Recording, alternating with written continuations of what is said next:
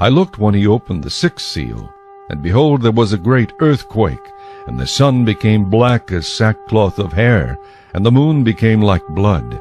And the stars of heaven fell to the earth, as a fig tree drops its late figs when it is shaken by a mighty wind. Then the sky receded as a scroll when it is rolled up, and every mountain and island was moved out of its place.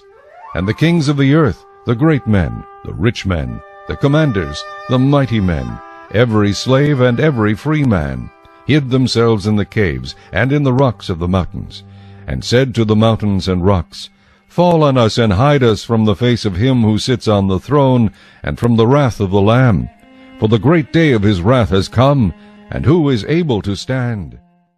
Now, we're going to start today by talking about the days of Noah. Jesus, talking to his disciples, and it's recorded in Matthew 24, said, But as it was in the days of Noah, so shall it be in the days of the coming of the Son of Man. In other words, as it was, and which then prompts us to go back and look at the days of Noah and find out how they really were.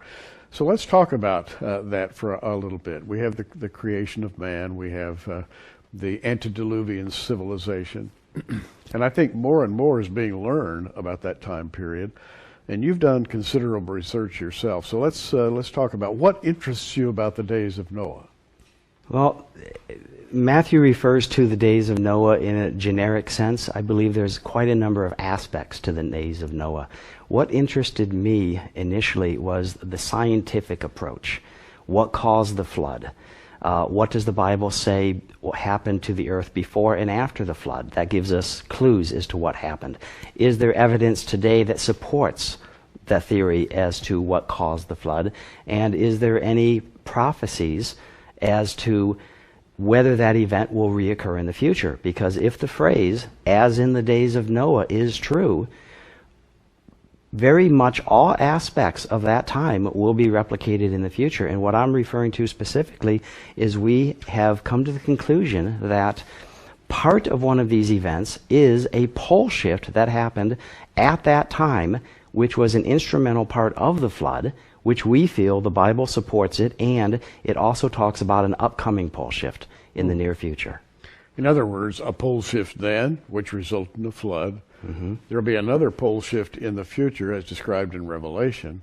Right. But it will have a different effect than the one in the days of Noah. In fact, the Lord told Noah that he would never again destroy the world by flood, or by, I guess, totally covering it in water. But on the other hand, we read a lot of prophecy in Isaiah and other places that suggest a pole shift. I've got my Bible open here to Isaiah 24:20. The earth shall reel to and fro like a drunkard. Well, that's a graphic description of something wobbling. And for something the size of the earth to wobble, I can't even imagine. Yeah. Tell us, what you see when you look at Scripture, both in Genesis and in Revelation. Right, absolutely. The first thing is what you described. The type of pole shift we're talking about is not a magnetic pole shift, which scientists are saying the Earth flips on its north and south pole magnetic axis frequently. In fact, we have a wandering north magnetic pole. It's somewhere in the Hudson Bay right now. We're not talking about that type of pole shift. We're talking about a geographic pole shift, one that is incredibly dangerous to the Earth. It actually shifts the entire planet, as you mentioned, Isaiah talking about the planet wobbling. So let's look at the days of Noah before the flood. We find that before the flood, there's a description in Genesis 2:6 that the whole earth was watered by a mist and that there was no rain. We know because of our axis shift today at 23.5 degrees, we have weather patterns, cyclones, tornadoes, we have rain all over the planet at any given time, lightning storms. They had none of this before the days of Noah. No rain. And it says specifically no rain fell on the earth, which means the whole earth was truly watered by a mist. The only way that could happen is if the axis of the earth was parallel to the axis of the sun. So as it spun on its axis in its rotation around the sun, it became a temperate climate. from North Pole to South Pole. The entire planet was basically a paradise, a garden. There was no polar caps at that time. We also see another clue as to the pole shift is that when the flood came, Genesis tells us that the fountains of the deep were broken up. There is, of course, references to the firmament in the sky, so there is possibly moisture in the air or a canopy. There is a canopy theory, but we believe that the scriptures, even though that may have fallen, if there was a canopy, the majority of the water came from the oceans. Now, if you have a pole shift and physically, geographically shift the poles of the earth, grab the earth, shift it, it would not only wobble but then stabilize at its current axis orientation of 23.5 degrees, but in the process, the centripetal force would slosh the water from the oceans around the planet. That there's more than enough water to cover every mountain on the planet. Now we look at Genesis and we see the effects of the planet after Noah. Mm-hmm. And we are clearly being told there is a rainbow in the sky, a rainbow that has never been seen before because there's a lot of moisture in the air. This was God's covenant to Noah that he would never destroy the earth again by a flood. Could he? Yes. The oceans are still there. He could, but he promises he won't. In fact, later on in the scriptures, we learn that he says that the next time he comes, he will destroy the world by fire. During the days of Noah, it was very clear what type of pole shift we are talking about, a geographic pole shift, where the entire planet actually moves 23.5 degrees. Or the whole planet moves, in this particular case, it was 23.5 degrees. Now, there is a much, much, much more devastating type of pole shift that has never happened on the planet. It is a crustal pole shift. It is one where the axis of the Earth continues to spin the way it has been, but the entire outside crust of the planet suddenly shifts around the spinning axis. Mm-hmm. Now, remember when I said that the equator, wherever the equator is around the spinning axis, is about 20 kilometers wider? Well, as the crust shifts over this, the land literally has to rip apart in excess of 20 kilometers as it moves across the new equator and collapse back over. So it literally is going to rip apart most of the planet while this is happening. Let me read to you why I believe that the upcoming event is a crustal pole shift. Let me read to you out of Revelation 6:14 the actual description of this event. This is the opening of the sixth seal. And the heavens departed as a scroll when it was rolled together, and every mountain and every island were moved out of their place.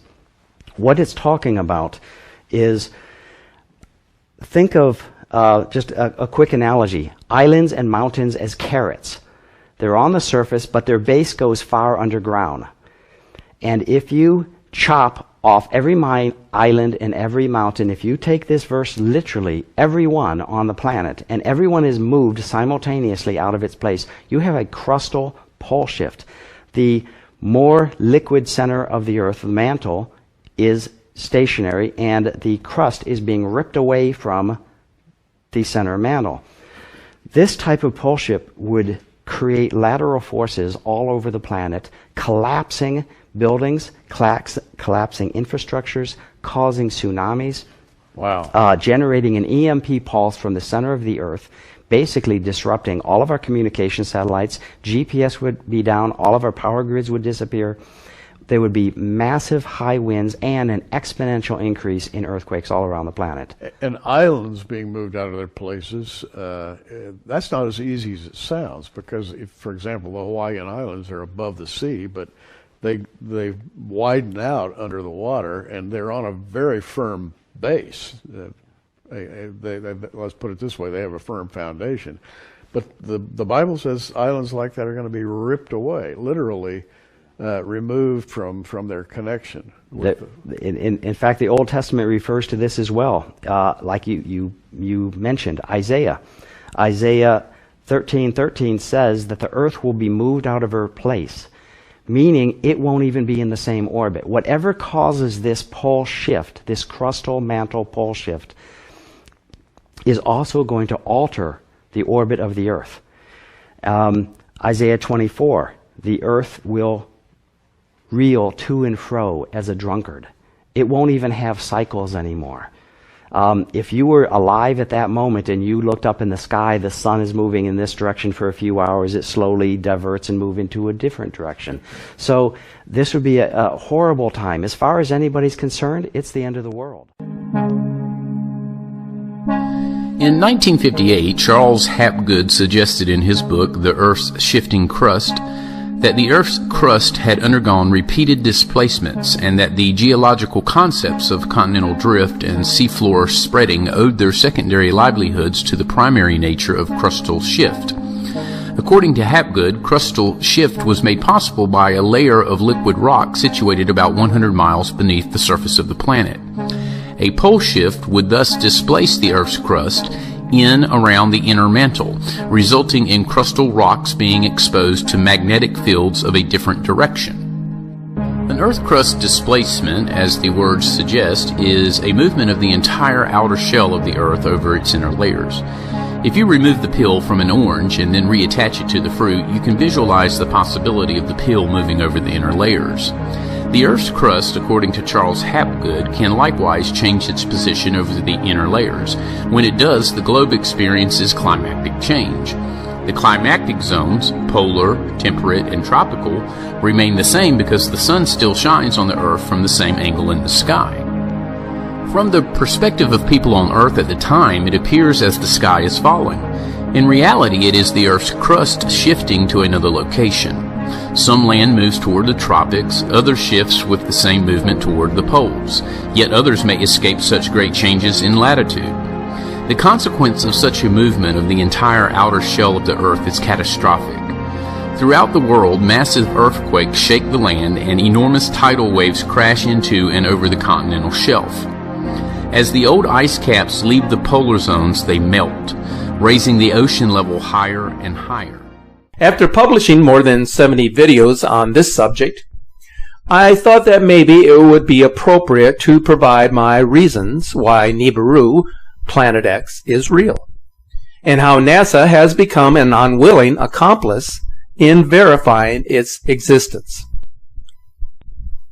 I'll start with the first one that comes to mind, and probably the most compelling argument for the existence of Planet X. You have heard me talk about this before, but for the sake of those who may be novice or inexperienced regarding this subject, let's be mindful of what has already been proven to be true. NASA announced to the world in 1983 that Planet X was on the fringes of our solar system. They said it was virtually knocking at our door. The story was covered on the front page of the Washington Post and the New York Times, two of the most prestigious newspapers in the world. Soon afterwards, then-President Ronald Reagan made the declaration part of the United States national security mandate, which in political terms means he made it illegal for astronomers, scientists, government agencies, and institutions of learning from speaking publicly about this discovery. He forced this mandate because he was convinced that the public would panic if they understood that a large planetary body was entering our solar system that had the potential to cause global cataclysms on an epic scale. He convinced other nations to follow suit, and it then became top secret information, where only bits and pieces were allowed to leak out to the public. There are many stories from ancient civilizations the world over that describe a large planetary body that returns to our solar system periodically, causing destruction in the form of superfloods, earthquakes, and volcanic activity. If you take the writings of the Sumerian world, considered the cradle of civilization, and compared them to the stories spoken by the Aborigines of Australia and the teachings of Holy Scripture with respect to wormwood, you will discover that each of these stories has a similarity that cannot be considered a coincidence. And here's why. The Sumerians were the people of Babylonia who actually named this planet Nibiru, or Planet of the Crossing, and did this in their own language. One of the reasons why this is so convincing is that the Sumerians actually discovered Pluto and included it in their model of our solar system, which is in direct contradiction to the fact that our own astronomers didn't announce the discovery of Pluto until 1930. If you have done any research, you may know why public and private astronomers alike are searching the sky for the elusive planet. In 1894, Percival Lowell, a wealthy American businessman, financed the building of the Lowell Observatory in Flagstaff, Arizona. Part of the Lowell Observatory's original mandate was to specifically look for the mysterious planet, thus establishing profound proof that America knew of its existence over 100 years ago. They searched the skies for over 30 years and thought they had found it in 1930, but it turned out to be what we call Pluto, and determined it wasn't large enough to be Planet X. This compelling piece of evidence is not widely known or talked about, but shows that certain groups within American society knew of this planet's existence and its potential for devastation.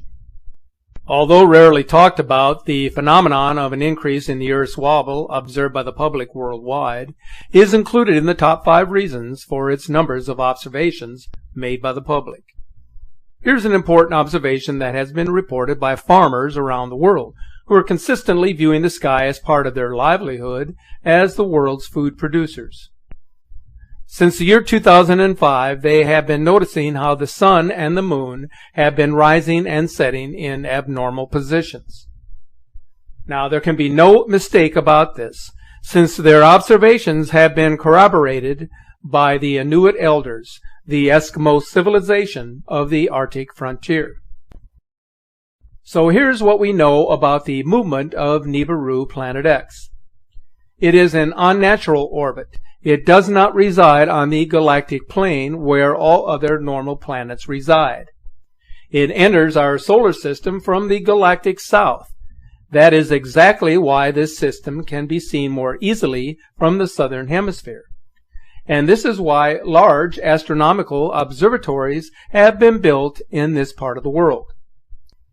There is sufficient evidence of an abnormal Earth wobble. They include unusual changes in the jet stream resulting in extreme weather-related events, an increase in tectonic stress, an increase in volcanic eruptions, and the melting of the polar ice caps, which have been thoroughly documented by leading scientists and geologists. Irrefutable photos and videos of second sun sightings the world over is another evidential link that cannot be ignored. Some will say every one of these images are indicative of lens flares, unless they can be proven without a shadow of a doubt. Yes, of course, we live in a digital age of computer graphics and technology. Some can be easily faked or misidentified as lens flares or sundogs, dust smudges, or some natural phenomenon.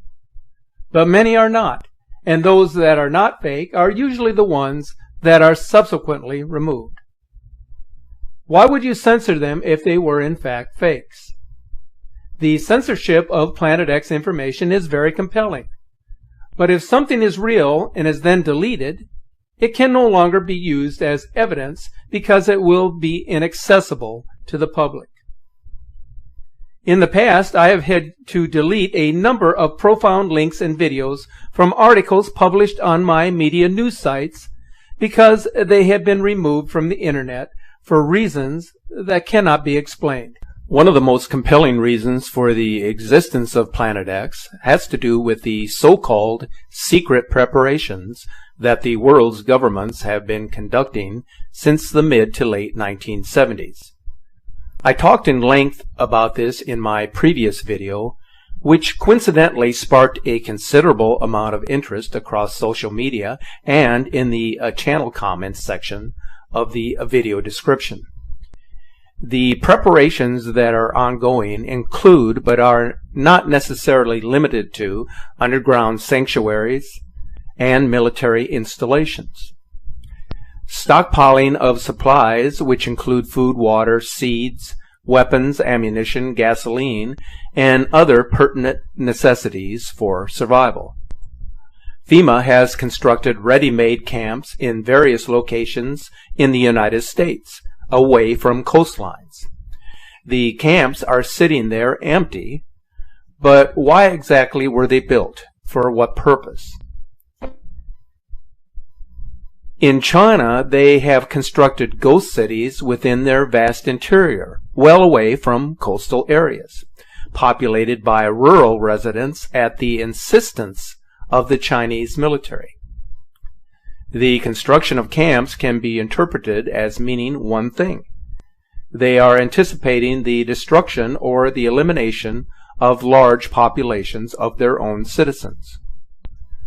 One can determine that its purpose is to keep the impending cataclysms a secret for as long as possible. Unexplainable phenomena should be enough to convince even the most die-hard naysayer that our planet is changing exponentially.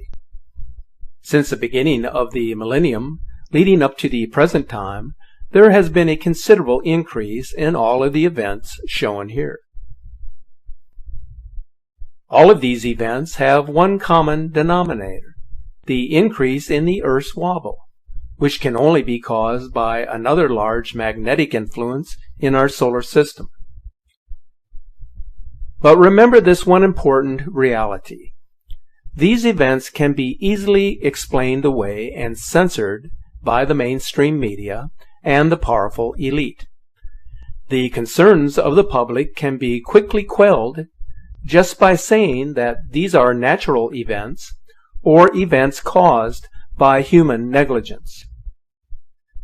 This then allows those in power to keep the public second-guessing, keeping them from connecting the dots and seeing the bigger picture.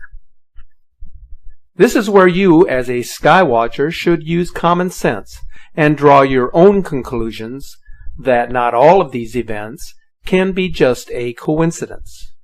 Is the misrepresentation or the underreporting of large earthquakes and volcanic eruptions on a global scale. In 2003, the United States Geological Society lowered the earthquake rating system by 1 point, thus allowing them to convince the public that large earthquakes were not on the rise. This shows the USGS duplicity in the matter, and people may have noticed that almost every major earthquake in the last 10 years is immediately downgraded by this institution. This certainly shows a pattern of deceit if you follow this with any sense of concern. Volcanic eruptions are more difficult to determine, but here is something quite striking. It is estimated that there are more than 3 million fissures, volcanoes, and magma flows that litter the ocean floors worldwide, with around 3,000 on the surface. One major volcanic eruption can pour more carbon dioxide and other poisonous gas and pollution into our atmosphere in one day than all of the man-made pollution we have released into the atmosphere in the last 100 years. Consider how this would affect the environment when multiple volcanoes are erupting worldwide at the same time, and you have a recipe for disaster that could well lead to a mass extinction level event. Here is something very interesting. Many believe the comet Eldem was so named as a warning to global elitists that Nibiru had arrived in our solar system. It's believed to be an acronym for Extinction Level Event. Nibiru is near. This reason I have saved for last. The overwhelming so-called scientific evidence that polar shifts have happened in the Earth's past. From a geological standpoint, the evidence is certainly overwhelming and has been confirmed many times over, even though it has not been widely recognized in the public perspective. even though dozens of research papers and studies show this to be true. What is suspect in their findings is the reason given for these past shifts, which has nothing to do with a rogue planet or a system of planets. Here is something I want you to know when you consider each of these findings by leading scientists. Many of them are paid and supported by government grants to publish conclusions on what the government wants you to know. Therefore, the evidence is shaped to fit the theory or the idea. The same could be said of astronomers. Many of them either work for NASA or for agencies tied to government research institutions. Because of this, they can be held to the national security mandate that was implemented by President Reagan in the early 1980s. So think about that the next time you ask why so many astronomers haven't said anything about Planet X. If your livelihood is linked to an agency that wants information kept from the public, you will lie, you will falsify documents, and you will create new theories to back their agenda. I could list more reasons for the existence of Planet X, as it is all too real for me, but I want you to do some of your own research. Search the internet. Read up on book publications dating back 100 years. Or if you prefer not to read, check out the many videos and movies and documentaries on this subject. It is our best means for seeking the truth. If Planet X is an elaborate hoax designed to spread fear throughout the world, then it has to be considered as the greatest of all. I've been accused of being a fearmonger just because of what I believe in and because of my sincere desire to warn others. And that is okay. I can handle that. You see, it has to do with a more noble cause. It is a part of our spiritual orientation and development. This is the moment in our existence in which we determine whether we live to serve others or to serve ourselves. It is a matter of choice. Some of you have already seen what is coming, either through your visions and dreams of its reality, or through your diligent observations of the sky. Through your own intuition coupled with spiritual guidance, you have come to know and understand these things. Not all of us are blessed to see its existence in its physical state. And yet, because of humanity's propensity not to believe anything that they cannot see with their own eyes, then many will have a difficult time in believing what the rest of us know to be true. Even so, we shouldn't stop recognizing how all of this is affecting the earth. Many are under the false assumption that something this big or this important just couldn't be kept from the public, and that out of the goodness of their hearts, the governments would inform their citizens if this were true. But the reality is they cannot inform you, and they will never inform you. How can you possibly tell 7 billion people that something is coming that the world cannot control? The global elite will seek shelter in their underground cities, but even these places will crumble by the magnitude of what is upon us. Current research and data now suggest that we are living in a time of global flooding and devastating changes thrust upon the earth by powerful forces unknown to this generation. Understanding my reasons for the existence of a Planet X or a nemesis system may in the long run help many of you to seek the truth as to why our planet is facing perilous times. I have come to the realization that my purpose in life, irrespective of my personal accomplishments, is and has been to be of service to others in the latter days. Here is something that I know to be true. The ancient cultures and civilizations left many clues as a warning to future generations. And this is how the powers that be knew when and where to look for that planet that we call Nibiru, the planet of the crossing. It is a matter of simply connecting the dots.